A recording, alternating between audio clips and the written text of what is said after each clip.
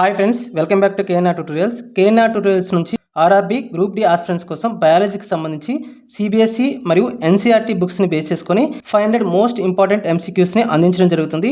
ఈ 500 most important ఎంసీక్యూస్ని 5 పార్ట్స్గా మనం ప్రతి పార్ట్లో 100 క్వశ్చన్స్ని అందించడం జరుగుతుంది. ఫ్రెండ్స్, ఎవరైనా మన ఛానల్ని ఫస్ట్ టైం విజిట్ చేస్తున్నట్లయితే ఛానల్ సబ్స్క్రైబ్ చేసుకొని వీడియోని లైక్ చేయండి. మరియు ఎవరైనా మీ ఫ్రెండ్స్ గ్రూప్ డి ఎగ్జామ్ కనుక ప్రిపేర్ అవుతున్నట్లయితే వారికి ఈ వీడియోని షేర్ చేయండి. నేను ఈ వీడియోకి 200 లైక్స్ టార్గెట్ ఇస్తున్నాను. ఈ టార్గెట్ అనేది కంప్లీట్ అవ్వగానే నెక్స్ట్ వీడియో అనేది వెంటనే అప్లోడ్ చేయడం జరుగుతుంది. ఫస్ట్ క్వశ్చన్ చూడండి, మొక్కలు ఆహారాన్ని తయారు చేసుకునే ప్రక్రియను ఏమంటారు? కిరణజన్య సంయోగ క్రియ. కరెక్ట్ ఆన్సర్ ఆప్షన్ బి, కిరణజన్య సంయోగ క్రియ. నెక్స్ట్ క్వశ్చన్ చూడండి, కిరణజన్య సంయోగ క్రియలో మొక్కలు విడుదల చేసే వాయువు ఏది? Correct option C, oxygen. కిరణజన్య సంయోగ క్రియలో మనకి మొక్కలు అనేవి కార్బన్ డైఆక్సైడ్ని తీసుకొని ఆక్సిజన్ని విడుదల చేస్తాయి మరియు పిండి పదార్థాన్ని అంటే గ్లూకోజ్ని తయారు చేసుకుంటాయి. నెక్స్ట్ క్వశ్చన్, ఆకులలో ఉండే ఆకుపచ్చని వర్ణద్రవ్యం ఏది? కరెక్ట్ ఆప్షన్ సి, పత్రహరితం. దీన్ని మనం ఏమంటాం? క్లోరోఫిల్ అంటాం. క్లోరోఫిల్ అంటాం. సో ఈ పత్రహరితం అనేది ఉండడం వలనే మొక్కల యొక్క ఆకులలో కిరణజన్య సంయోగక్రియ అనేది జరిగి మనకి ఆక్సిజన్ మరియు గ్లూకోజ్ అనేవి ఉత్పత్తి అవుతాయి. నెక్స్ట్ ఫోర్త్ క్వశ్చన్ చూడండి, మానవులలో జీర్ణక్రియ ఎక్కడ ప్రారంభమవుతుంది? కరెక్ట్ ఆప్షన్ సి, నోటిలో ప్రారంభమవుతుంది. ఎప్పుడైతే మనం నోటితో ఆహారాన్ని నవ్వులుతామో అప్పుడు లాలాజలంలో ఉన్నటువంటి ఎమైలేజ్ అనేది మనకి ఈ ఆహారంలో కలిసి అక్కడే మనకి జీర్ణక్రియ అనేది ప్రారంభమవుతుంది. సో ఇక్కడ నోటిలో ప్రారంభమవుతుంది. నెక్స్ట్ ఫిఫ్త్ క్వశ్చన్ చూడండి, లాలాజలంలో ఉండే ఎంజైమ్ ఏది? ఇప్పుడే చెప్పా, ఎమైలేజ్ అనే ఎంజైమ్ ఉంటుంది. దాన్ని ఏమంటాం? టయలిన్ అంటాం. దీనివల్లనే మనకి నోటిలో జీర్ణక్రియ అనేది ప్రారంభం అవుతుంది. సో నెక్స్ట్ సిక్స్త్ క్వశ్చన్ చూడండి, జీర్ణాశయంలో ఉత్పత్తి అయ్యే ఆమ్లం ఏది? కరెక్ట్ ఆప్షన్ బి, హైడ్రోక్లోరిక్ ఆమ్లం. దాన్ని HCl అంటాం. ఓకేనా? ఆప్షన్ బి కరెక్ట్ ఆన్సర్ అవుతుంది. నెక్స్ట్ సెవెంత్ క్వశ్చన్ చూడండి, ఆహారంలోని పోషకాలు అధికంగా శోషించబడే ప్రదేశం ఏది? కరెక్ట్ ఆప్షన్ బి, చిన్న ప్రేగులో మనకి ఆంత్ర సూచకాలు అనే నిర్మాణాలు ఉంటాయి. సో ఈ ఆంత్ర సూచకాల ద్వారా మనకి జీర్ణమైనటువంటి ఆహారం అనేది అధికంగా శోషించబడుతుంది. నెక్స్ట్ ఎయిత్ క్వశ్చన్ చూడండి, కణశ్వాసక్రియ జరిగే కణాంగం ఏది? కరెక్ట్ ఆప్షన్ డి, మనకి మైటోకాండ్రియాలో కణశ్వాసక్రియ అనేది జరుగుతుంది. ఇక్కడ ఆక్సిజన్ మరియు C6H12O6 అంటే గ్లూకోజ్ కలిసి మనకి శక్తి అనేది విడుదలవుతుంది. ఎక్కడ? మైటోకాండ్రియాలో విడుదలవుతుంది. ఓకేనా? నెక్స్ట్ నైన్త్ క్వశ్చన్ చూడండి, కణశక్తి భాండాగారం అని దేనిని అంటారు? కరెక్ట్ ఆప్షన్ ఏటీపీని మనం కణశక్తి భాండాగారం అంటాం. అడినోసిన్ ట్రైఫాస్ఫేట్ అంటాం. దీన్నే మనం energy currency of the cell అంటాం. ఓకేనా?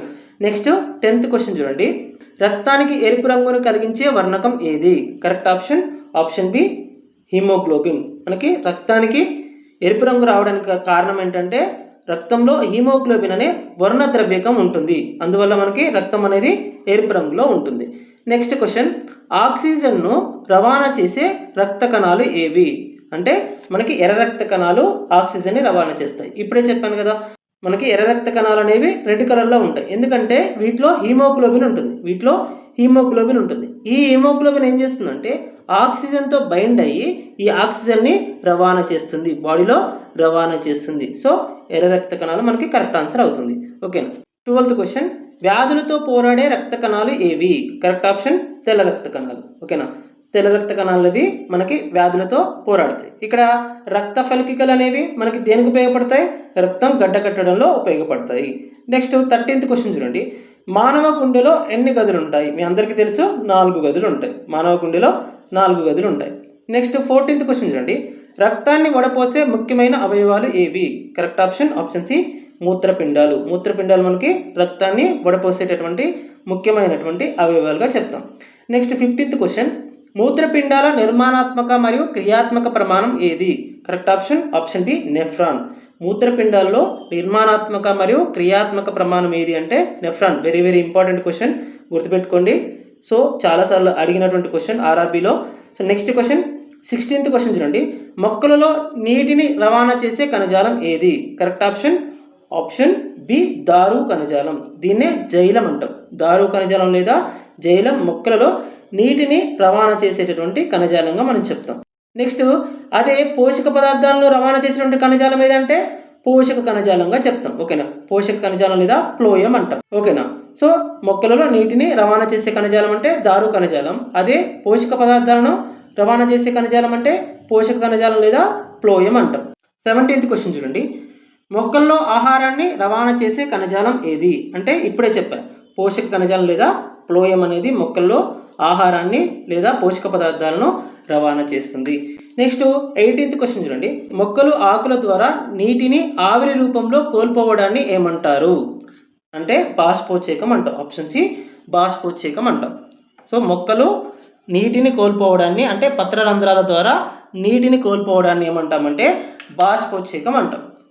నెక్స్ట్ 19th క్వశ్చన్ చూడండి, ఆరోగ్యవంతుడైన మానవుని సాధారణ రక్తపోటు ఎంత? Correct option option B 120/80. 120/80. Next 28th question, రక్తం గడ్డకట్టడంలో సహాయపడేవి ఏవి? కరెక్ట్ ఆప్షన్ రక్త ఫలికికలు. రక్త ఫలికికలు మనకి రక్తం గడ్డకట్టడంలో సహాయపడతాయి. అంటే మనకి గాయమైనప్పుడు ఎక్కువగా బ్లీడింగ్ జరగకుండా రక్త ఫలికికలు మనకి రక్తం గడ్డకట్టేలాగా చేసి రక్తస్రావం జరగకుండా అధిక రక్తస్రావం జరిగి ప్రాణహాని కలగకుండా చేస్తాయి. సో ఓకేనా.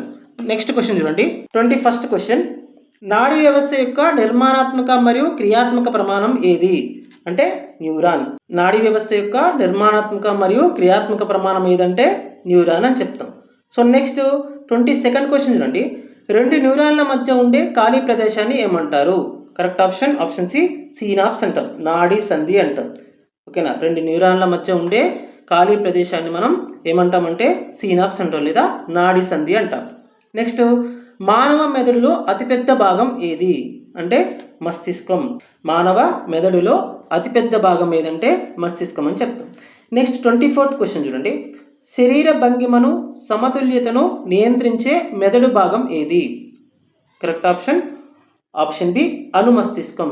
అనుమస్తిష్కం మానవుల లోపల శరీర భంగిమను కానివ్వండి సమతుల్యతను కానివ్వండి నియంత్రిస్తుంది. నెక్స్ట్ 25th క్వశ్చన్ చూడండి, అనియంత్రిత చర్యలైన గుండె కొట్టుకోవడం, శ్వాసక్రియ వంటి వాటిని ఏది నియంత్రిస్తుంది? Correct option మజ్జాముఖం. మజ్జాముఖం అనేది అనియంత్రిత చర్యలైనటువంటి గుండె కొట్టుకోవడం, శ్వాసక్రియ వంటి వాటిని నియంత్రిస్తుంది. నెక్స్ట్ ప్రతీకార చర్యలను నియంత్రించేది ఏది? Correct option వెన్నుపాము. వెన్నుపాము మనకి ప్రతీకార చర్యలను లేదా రిఫ్లెక్స్ యాక్షన్స్ను నియంత్రిస్తుంది. నెక్స్ట్ క్వశ్చన్, మాస్టర్ గ్లాండ్ అని ఏ గ్రంథిని అంటారు? ప్రధాన గ్రంథి లేదా మాస్టర్ గ్లాండ్ అని దేనిని అంటారు అంటే పీయూష గ్రంథి లేదా పిట్యూటరీ గ్రంథిని మనం మాస్టర్ గ్లాండ్ అంటాం. ఓకేనా. నెక్స్ట్ క్వశ్చన్ 28th క్వశ్చన్ చూడండి, పోరాట లేదా పలాయన హార్మోన్ అని దేనిని అంటారు? Correct option option C adrenaline. అడ్రినలిన్ని మనం పోరాట లేదా పలాయన హార్మోన్ అని అంటాం లేదా ఫైట్ ఆర్ ఫ్లైట్ హార్మోన్ అని కూడా అంటాం. నెక్స్ట్ 29th క్వశ్చన్ చూడండి, రక్తంలోని చక్కెర స్థాయిని నియంత్రించే హార్మోన్ ఏది? Correct option insulin. ఇన్సులిన్ మనకి రక్తంలోని చక్కెర స్థాయిని నియంత్రిస్తుంది. నెక్స్ట్ 30th క్వశ్చన్ చూడండి, ఇన్సులిన్ లోపం వల్ల కలిగే వ్యాధి ఏది? కరెక్ట్ ఆప్షన్ ఆప్షన్ బి మధుమేహం. దీన్ని డయాబెటీస్ అంటాం. ఇన్సులిన్ లోపం వల్ల మనకి మధుమేహం లేదా డయాబెటీస్ అనే వ్యాధి కలుగుతుంది. అంటే మనకి ఈ ఇన్సులిన్ అనే హార్మోన్ అనేది రిలీజ్ అవ్వకపోవడం వల్ల మనకి రక్తంలో గ్లూకోజ్ స్థాయి అనేది పెరిగి మధుమేహం లేదా డయాబెటీస్ అనే వ్యాధి వస్తుంది. సో ఇన్సులిన్ ఏం చేస్తుందంటే రక్తంలో ఉన్నటువంటి గ్లూకోజ్ స్థాయిని తగ్గిస్తుంది. సో నెక్స్ట్ 31st క్వశ్చన్ అండి, అయోడిన్ లోపం వల్ల ఏ గ్రంథి వాపుకు గురవుతుంది? కరెక్ట్ ఆప్షన్ థైరాయిడ్ గ్రంథి. థైరాయిడ్ గ్రంథి యొక్క వాపుకు కారణం ఏంటంటే అయోడిన్ లోపమే మనకి థైరాయిడ్ గ్రంథి యొక్క వాపుకి కారణమవుతుంది. నెక్స్ట్ క్వశ్చన్ చూడండి, 32nd క్వశ్చన్, మొక్కల కాండం కాంతి వైపు వంగడాన్ని ఏమంటారు? కరెక్ట్ ఆప్షన్ కాంతి అనువర్తనం అంటాం. మొక్కల యొక్క కాండం అనేది కాంతి వైపుకు వంగడాన్ని మనం ఏమంటామంటే కాంతి అనువర్తనము అంటాం. నెక్స్ట్ 33rd క్వశ్చన్ చూడండి, మొక్కల పెరుగుదలకు కారణమయ్యే హార్మోన్లు ఏవి? Correct option ఆక్సిన్లు. ఆక్సిన్లు అనే హార్మోన్లు మనకి మొక్కల యొక్క పెరుగుదలకి కారణమవుతాయి. నెక్స్ట్ క్వశ్చన్ 34th క్వశ్చన్, మొక్కలలో పెరుగుదలను నిరోధించే హార్మోన్ ఏది? కరెక్ట్ ఆప్షన్ ఆప్షన్ డి ఆబ్సిసిక్ ఆమ్లం. ఆబ్సిసిక్ ఆమ్లం అనేది మొక్కలలో పెరుగుదలను నిరోధిస్తుంది. నెక్స్ట్ మానవ శరీరంలో అతిపెద్ద గ్రంథి ఏది? మానవ శరీరంలో అతిపెద్ద గ్రంథి మనకి కరెక్ట్ ఆప్షన్ బి కాలేయం.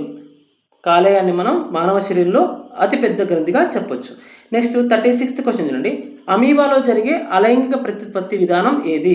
కరెక్ట్ ఆప్షన్ ద్విధా విచ్ఛిత్తి లేదా బైనరీ ఫిజన్ అంటాం. అమీబాలో జరిగేటటువంటి లైంగిక ప్రత్యుత్పత్తిని ఏమంటామంటే ద్విధా విచ్ఛిత్తి లేదా బైనరీ ఫిజన్ అంటాం. Next 37th question. హైడ్రాలో సాధారణంగా కనిపించే అలైంగిక ప్రత్యుత్పత్తి విధానం ఏది? కరెక్ట్ ఆప్షన్ బి మొగ్గ తొడగడం లేదా బడ్డింగ్ అంటాం. ఓకేనా. హైడ్రాలో మనకి సాధారణంగా కనిపించేటటువంటి అలైంగిక ప్రత్యుత్పత్తిని ఏమంటామంటే మొగ్గ తొడగడము లేదా బడ్డింగ్ అంటాం. నెక్స్ట్ క్వశ్చన్ చూడండి. 38th question. పుష్పంలో పురుష ప్రత్యుత్పత్తి భాగం ఏది? Correct option కేసరావళి. పుష్పంలో కేసరావళిని మనం పురుష ప్రత్యుత్పత్తి భాగం అంటాం. Next question 39th question. పుష్పంలో స్త్రీ ప్రత్యుత్పత్తి భాగం ఏది? అంటే కరెక్ట్ ఆప్షన్ సి అండకోశం. నెక్స్ట్ 40th క్వశ్చన్ నుండి పరాగ రేణువులు కీలాగ్రాన్ని చేరడాన్ని ఏమంటారు? కరెక్ట్ ఆప్షన్ పరాగ సంపర్కం అంటాం. పరాగ రేణువులు కీలాగ్రాన్ని చేరడాన్ని మనం ఏమంటామంటే పరాగ సంపర్కం అంటాం. నెక్స్ట్ 41st క్వశ్చన్ అండి. ఫలదీకరణం తర్వాత అండాశయం దేనిగా మారుతుంది? కరెక్ట్ ఆప్షన్ ఫలంగా మారుతుంది. ఫలదీకరణం తర్వాత అండాశయం అనేది మనకి ఫలంగా మారుతుంది.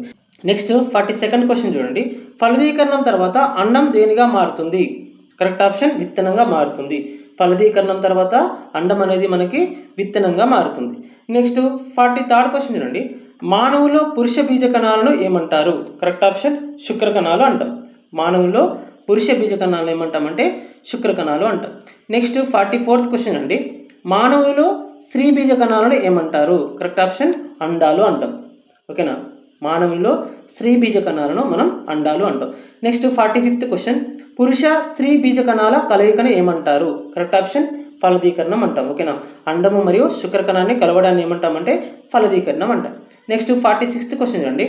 మానవులలో ఫలదీకరణం ఎక్కడ జరుగుతుంది? కరెక్ట్ ఆప్షన్ ఫాలోపియన్ నాళంలో జరుగుతుంది.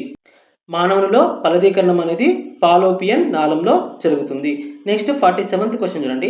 కింది వాటిలో ఏది లైంగికంగా సంక్రమించే వ్యాధి కాదు? Correct option క్షయవ్యాధి. క్షయవ్యాధి అనేది లైంగికంగా సంక్రమించే వ్యాధి కాదు. ఇక్కడ గనేరియా కానివ్వండి, సిఫిలిస్ కానివ్వండి, ఎయిడ్స్ కానివ్వండి, ఇవన్నీ కూడా లైంగికంగా సంక్రమించేటటువంటి వ్యాధులు. ఇవన్నీ కూడా లైంగికంగా సంక్రమించే వ్యాధులు. ఒక క్షయవ్యాధి మాత్రం మనకి బ్యాక్టీరియా వల్ల సంక్రమించే వ్యాధి. నెక్స్ట్ 48th క్వశ్చన్ అండి. హెచ్ఐవి వైరస్ ఏ వ్యాధికి కారణమవుతుంది? కరెక్ట్ ఆప్షన్ సి ఎయిడ్స్ వ్యాధికి కారణమవుతుంది.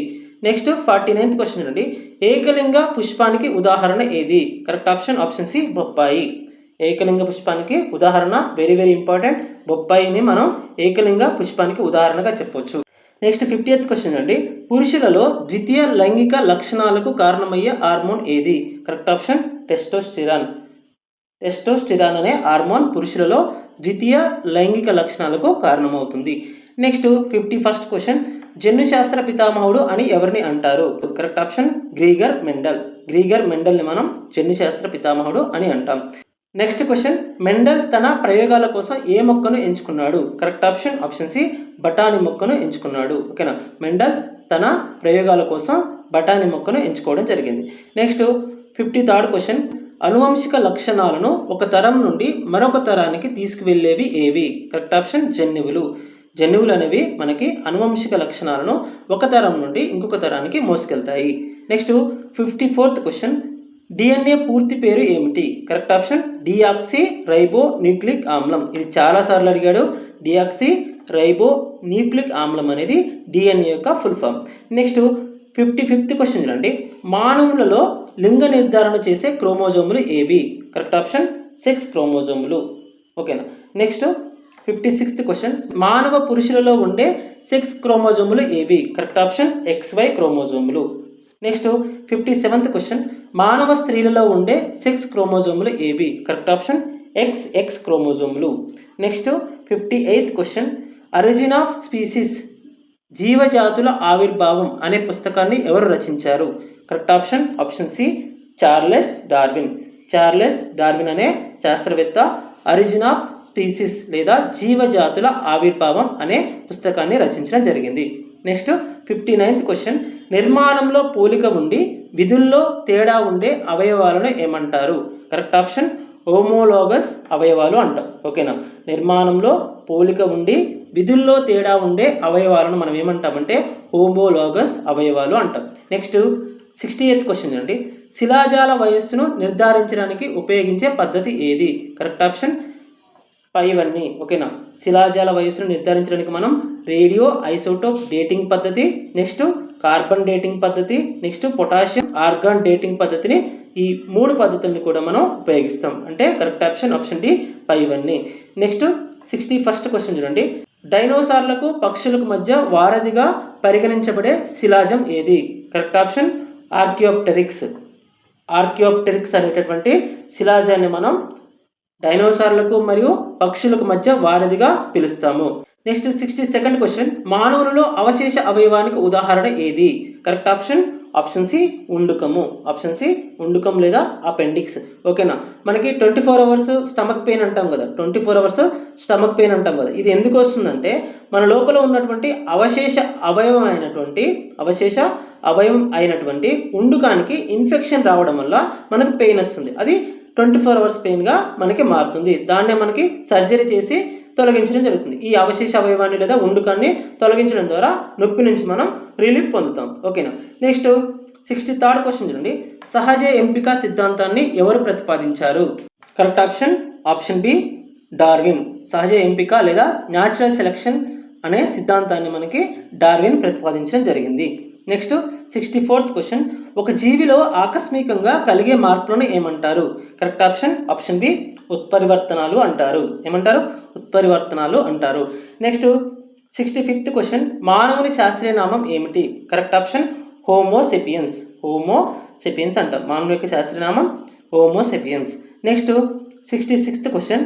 తమ ఆహారాన్ని తామే తయారు చేసుకునే జీవులను ఏమంటారు? కరెక్ట్ ఆప్షన్ ఉత్పత్తిదారులు అంటారు. ఫర్ ఎగ్జాంపుల్ మనకి మొక్కలు కానివ్వండి, శైవలాలు కానివ్వండి, తమ ఆహారాన్ని తామే తయారు చేసుకుంటాయి. వాటిని ఏమంటామంటే ఉత్పత్తిదారులు అంటాం.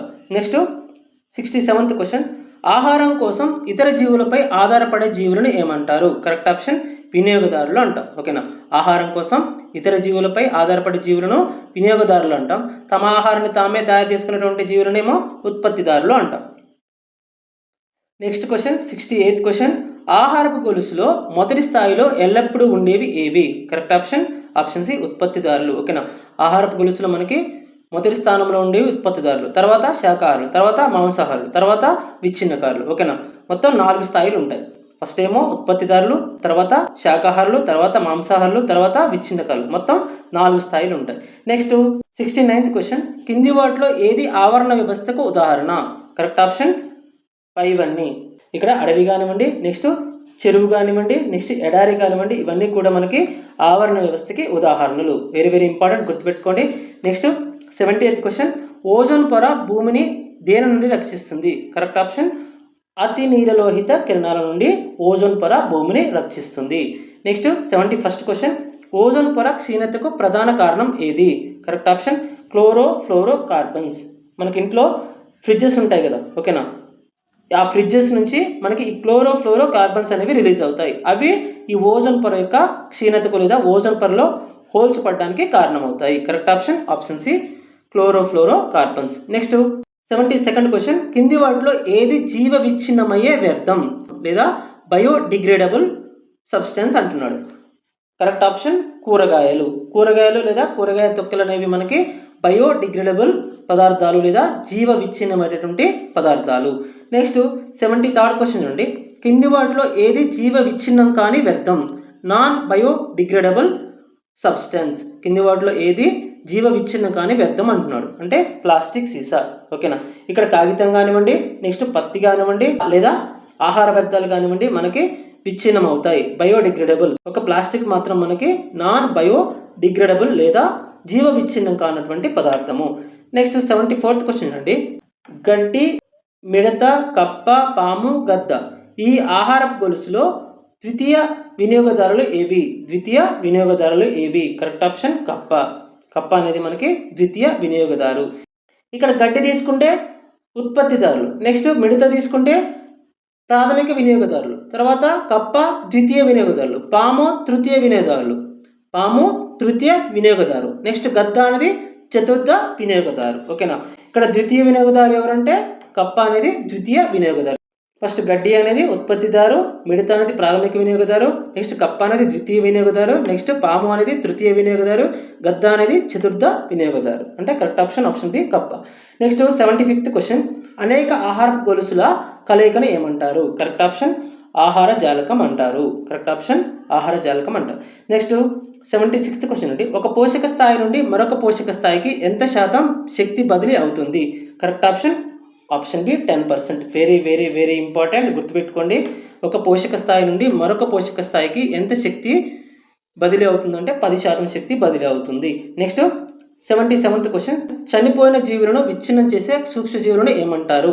కరెక్ట్ ఆప్షన్ విచ్ఛిన్నకారులు అంటారు. ఓకేనా, ఇక్కడ శిలీంధ్రాలు కానివ్వండి, శిలీంధ్రాలు, నెక్స్ట్ బ్యాక్టీరియాలు ఓకేనా, శిలీంధ్రాలు బ్యాక్టీరియాలను మనం ఏమంటామంటే విచ్ఛిన్నకారులు అంటాం. ఎందుకంటే ఇవి చనిపోయినటువంటి జీవులని ఆహారంగా తీసుకొని వాటిని విచ్ఛిన్నం చేసి మళ్ళీ తిరిగి పర్యావరణంలో కలిసేలాగా చేస్తాయి. అందుకే వీటిని శిలీంధ్రాలను బ్యాక్టీరియాలను మనం ఏమంటామంటే విచ్ఛిన్నకారులు అంటాం.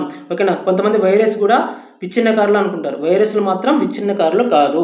నెక్స్ట్ 78th క్వశ్చన్ అండి, ప్రపంచ పర్యావరణ దినోత్సవాన్ని ఎప్పుడు జరుపుకుంటారు? Correct option option B June 5న మనం ప్రపంచ పర్యావరణ దినోత్సవాన్ని జరుపుకుంటాం.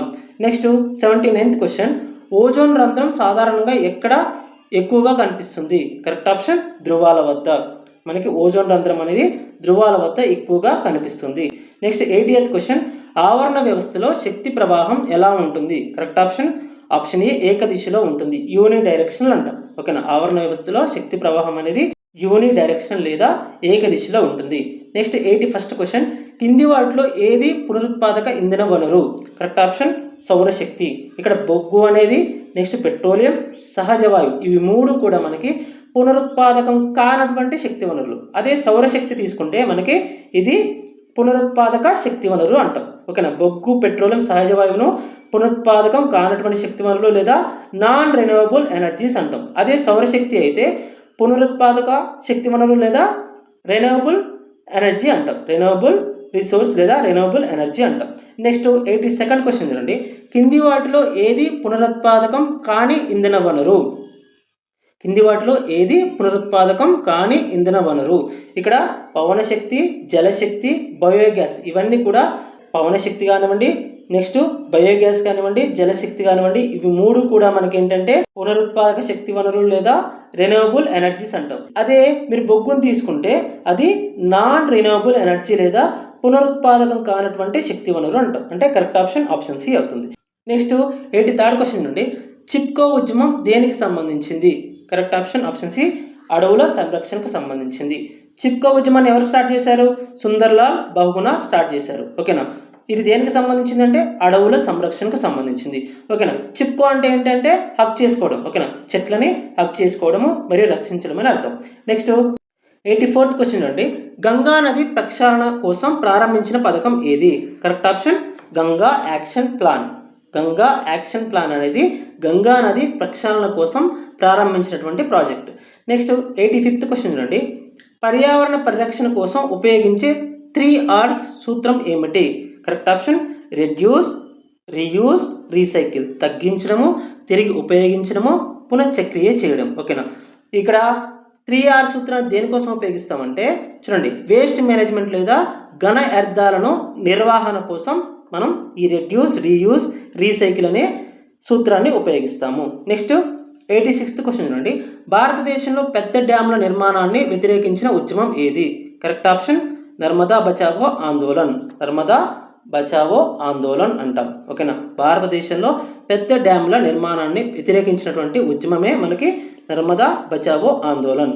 నెక్స్ట్ 87th క్వశ్చన్ అండి, నీటి కొరతకు ప్రధాన కారణం ఏమిటి? జనాభా పెరుగుదల, ఇది కూడా మనకి కారణమవుతుంది. నెక్స్ట్ పారిశ్రామికీకరణ, ఇది కూడా కారణమవుతుంది. నెక్స్ట్ పట్టణీకరణ, ఈ మూడు కూడా మనకి నీటి కొరతకు కారణమవుతాయి. అంటే ఆప్షన్ డి పైవన్నీ.